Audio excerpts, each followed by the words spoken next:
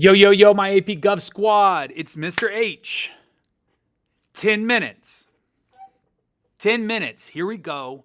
Without further ado, no yapping outside of what's needed. We will get this episode under 10 minutes, I promise. Otherwise, y'all get bonus points. Let's go. Episode 3, Power Up.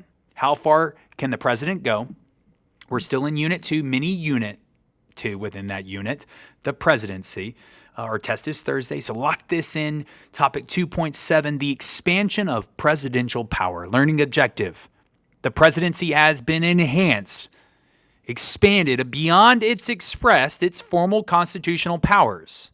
And today we're going to look at that and lock them in. So let's go. Introduction here. Picture this, guys. Picture this. It's January 20th, 2025. President Trump takes office.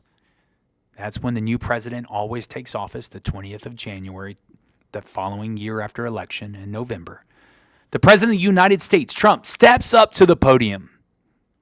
Hand on the Bible. Camera zooming in. The words are familiar, right? Do you swear to protect, to preserve, to defend the U.S. Constitution, the Constitution of the United States? So help me God, right? But here's the million-dollar question, guys. Protect it with how much power? Is the president a quarterback calling the shots? Quick, decisive, running the plays like Hamilton winning in Federalist 70, right? An energetic, decisive president. One president. Or is this president more like a TikTok influencer who needs the algorithm, Congress, House and Senate, essentially, right? To push through or to push anything into people's feeds, right? Today, we're diving into topic 2.7, the expansion of presidential powers over the last 250 years, right? And trust me, it isn't just some old founders, old foundational founders, old framers, old founding fathers debate, right? It's about FDR stacking terms, presidential terms, like they're infinity stones. It's about TikTok bans, and it's about whether America wants a president or another king, a King George 2.0, King Trump. All right, so segment 1, the founder's blueprint. Hamilton goes off. Let's time travel a little bit. 1788, a year after the Constitutional Convention, the founders were beefing. Some of them are terrified of a single executive, and honestly, this is still part of that convention, right? In that time period. They were terrified of a single executive, just fought an American Revolution, a war of independence, right, against King George, against a dude in a crown who said, I have the right to rule over you. I'm in charge.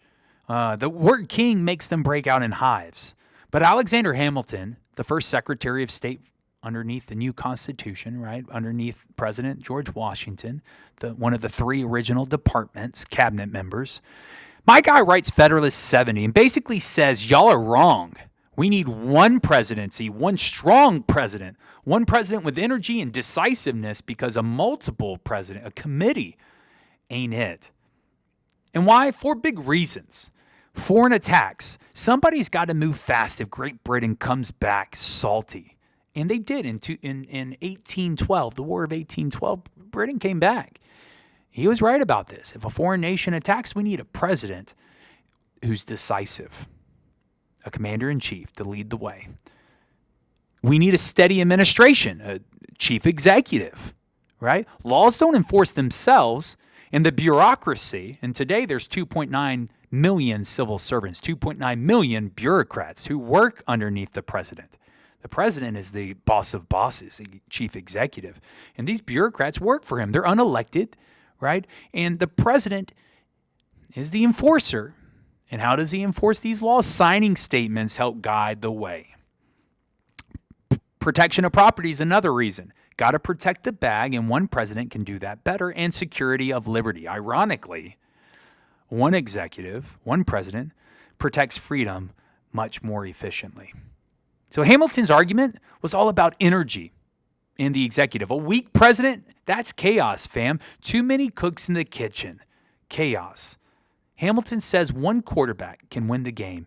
3 quarterbacks arguing over which play to run, who's going to throw it, where they should line up. That's a delay of game penalty, guys, and that's not where it's at. So sticky note here, Federalist 70 equals justification for a single strong executive. Key vocab, energy, energy, energy, decisiveness, accountability. We can impeach one person, but three, it might be hard to figure out which one broke the law.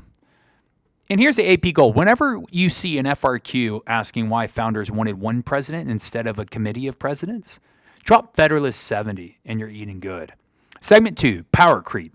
FDR and the 22nd Amendment, right?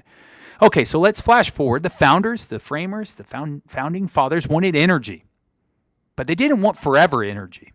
Enter Franklin D. Roosevelt. He was elected not once, not twice, not 3 times, 4 times.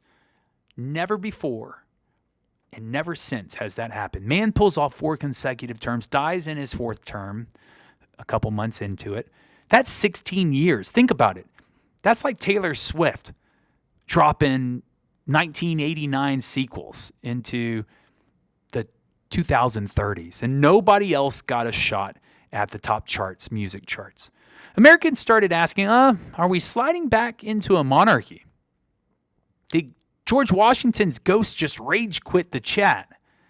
So in 1951 Congress in the states, because the amendment process is a federalism process, states and Congress have to be in on it, passed the 22nd Amendment, and boom, 2-term limits, 2 terms, 22nd Amendment, 2 terms, max 8 years, maybe 10 if you are vice president who takes over 2 years into a president's term. You could go and get 10 years. You could, but no more. No more unlimited reigns of presidents, right? This amendment is America saying we like strong presidents. And this is the paradox. We want a strong president with energy, but chill. We don't want a boss who never logs off. Sticky note, 22nd Amendment, 2 terms. 22nd Amendment, 2 terms, passed after FDR's 4th term, 4 terms, and shows how expansion of presidential power was a big concern. Segment 3, the debate, limited versus expansive presidency, right? So here's where it gets spicy. The fight over presidential power never ended. It keeps getting rebooted like the Marvel franchises. New actors, same story.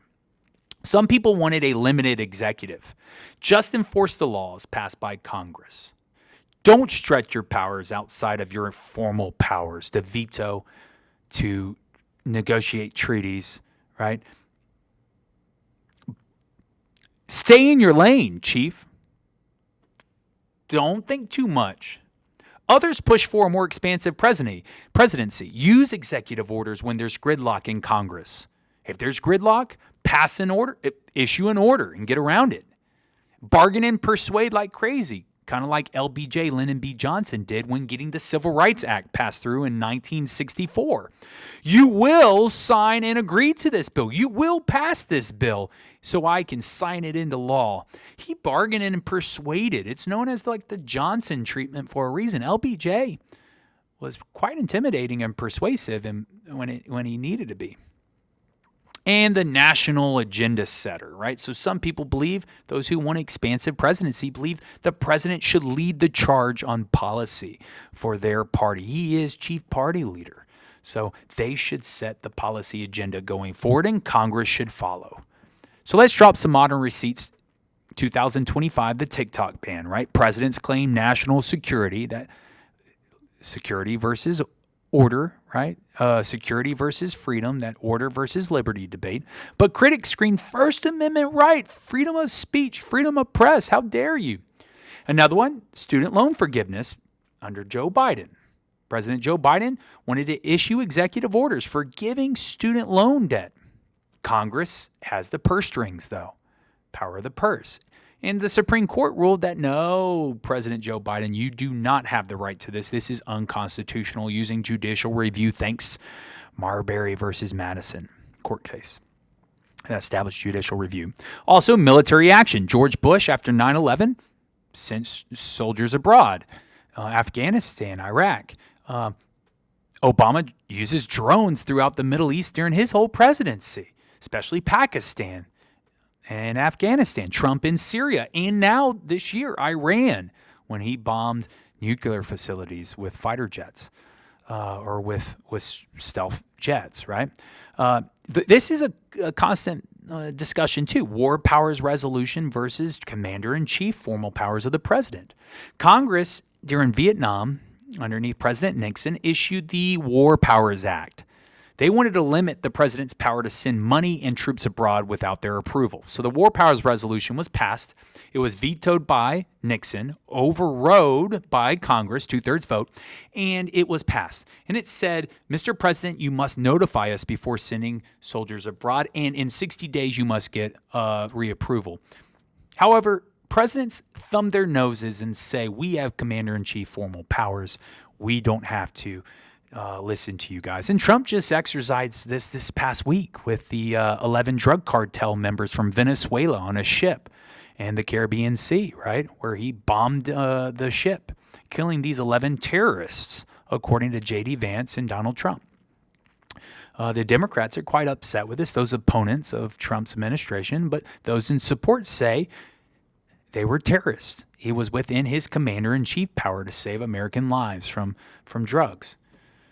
All right, so every example in this is the same question. How much juice should the president actually have? Sticky note to remember, it is a constant modern battle between limited or expansive presidential power, right? Key terms to remember, executive agreements, executive orders, bargaining and persuasion, bully pulpit, and unified or divided government. In Section 4, guys, why it matters.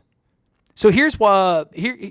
So why is the AP, this is even in your AP curriculum, right? Because presidential power is like a balloon. It expands, and then sometimes it deflates, but it doesn't stay the same. It doesn't stay still. And on test day, here's what you need to remember cold. You got to be able to drop it. Federalist 70. Alexander Hamilton, we need a strong president. We need a singular president. And this president must have energy, decisiveness, and we must be able to hold this person accountable through impeachment process and Supreme Court blocking things, right? Or the federal courts blocking. The 22nd Amendment, concern about expansion of the federal power, right? So limit the presidents to 2 terms max, 8 years, 10 years if you were a VP who took over for your president. Modern debates, that limited versus expansive presidency of powers, right? Their powers.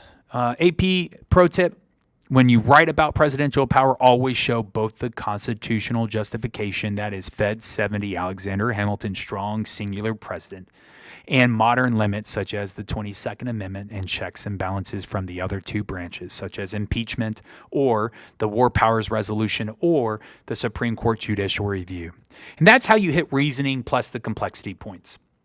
All right, outro.